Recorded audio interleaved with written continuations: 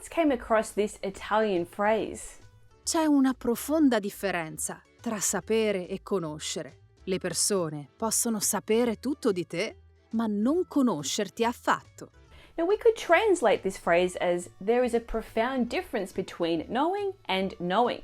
Now people may know everything about you, but they may not know you at all.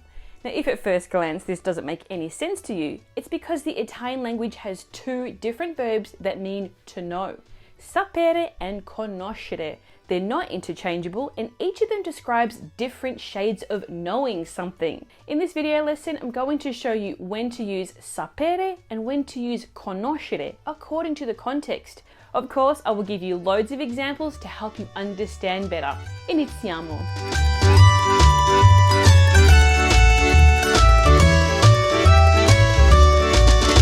Ciao, my name is Michelle, my dad is Italian, and I'm named after my nonno, and I learned Italian as an adult, just like you. My passion and goal is to help others like you to learn Italian as well, through the power of my unique 80-20 method and online self-paced language courses. The verb sapere. Now here is the conjugation of the verb sapere in the present tense. So, sai, sa, sappiamo, sapete, sanno. The past participle of sapere is regular. Saputo. Now let's move on and see when to use sapere and what it means. Talking about skills and abilities. The first use of sapere is a so-called modal verb. Now modal verbs are verbs which often combine with other verbs in the infinitive form. The most common ones are Potere, dovere, volere. Now with this meaning, sapere is used to describe a skill, the ability to do something, like playing sports, singing, speaking a language, and so on. Here are some examples. So suonare la chitarra. I can play the guitar. Sai andare in bicicletta? Can you ride a bike? Maria non sa scrivere. Ha solo 3 anni. Maria doesn't know how to write. She's only 3 years old. The first thing you will notice is that in these 3 examples, sapere is followed by another verb in the infinitive form. Suonare, andare, scrivere. This is how a modal verb works. Secondly, we are talking about the ability to do something, so it can't be translated as to know in English, but rather can or to know how to. In fact, the meaning of sapere here is part of a practical knowledge, not a theoretical one. Io so parlare molte lingue, cucinare e giocare a tennis. I can speak many languages, cook and play tennis. E tu? Cosa sai fare? And you? What can you do? Let me know in the comments. The verb sapere can also be used on its own, just like any other verb we know. It is mostly used to describe a superficial knowledge, which is not the result of in-depth study. It is a passive knowledge acquired from external sources. Take a look at these examples. Sai a che ora apre il fruttivendolo? Do you know what time the greengrocer opens? Non so come si chiama quell'attore, ma so che è molto famoso. I don't know the name of this actor, but I know he's very famous. So che Laura si sposa, ma non so quando. I know that Laura is getting married, but I don't know when. The first thing to notice here is that sapere is often followed by a secondary clause or a subordinate phrase, introduced by a conjunction like A che ora, come, che, quando, perché. And so on. Also, the type of knowledge described by sapere has been acquired in a passive way. I know or don't know at what time the greengrocer opens because I read or didn't read the opening times. I've seen the actor many times, so that means he must be famous. Or I've heard that Laura is getting married, or someone told me. Attenzione! In the passato prossimo tense, the past tense, sapere has a slightly different meaning. Take a look at this example. Ho saputo che hai vinto la gara di atletica. Complimenti! I found out you won the athletic competition. Congratulations! The passato prossimo tense of sapere means to find out, to learn about something or to discover. Now that we have an overview of the verb sapere, let's take a look at how to use the verb conoscere.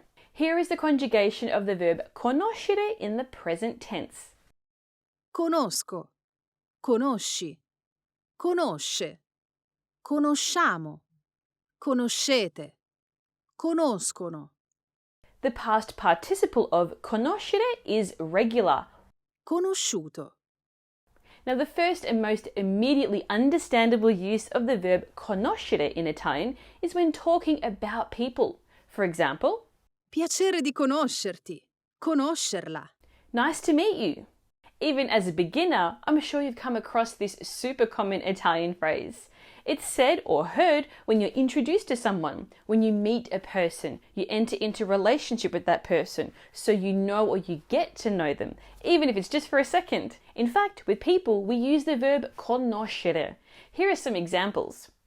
Conosco Sara, è la nuova ragazza di mio fratello. I know Sarah, she's my brother's new girlfriend. I miei genitori conoscono molti professori in questa università. My parents know many professors in this university. Conosci il dottor Mariani? È davvero bravo. Do you know Dr. Mariani? He's really good. Regardless if it's followed by a proper name, a title, or another noun indicating a person, conoscere is the right verb to use here. There's another case when we use conoscere, that is, to talk about a deeper knowledge. Unlike sapere, when you use conoscere, you don't just happen to know a piece of information or learn it because someone told you. We use the verb conoscere when the knowledge is acquired as a result of deepening our understanding of something through study. It is an active knowledge. Let's take a look at these examples. Matteo ama la letteratura francese. Conosce tutte le opere di Baudelaire. Matteo loves French literature. He knows all the works of Baudelaire. Conoscete la differenza tra andare e venire? Do you guys know the difference between andare and venire? Carlo conosce bene il tedesco. Vive in Germania da 5 anni. Carlo knows German very well. He has lived in Germany for 5 years. Notice how conoscere is always followed by a noun and not a secondary clause like what happens with sapere. In all these examples, we have a kind of knowledge that is active, aware, and deep. He knows Baudelaire's works because he studies them and he's passionate about them. You know the difference between andare and venire because you learned it from me. He knows German because he's actively studied it. Conoscere cannot be used as a modal verb, so you will never see it in combination with a verb in the infinitive form like sapere. Attenzione! Like sapere, the passato prossimo tense of conoscere has a slightly different meaning, which is to meet. For example, Ho conosciuto mio marito 20 anni fa. I met my husband 20 years ago. Let's go back to the initial phrase at the start of this video. C'è una profonda differenza tra sapere e conoscere. Le persone possono sapere tutto di te, ma non conoscerti affatto.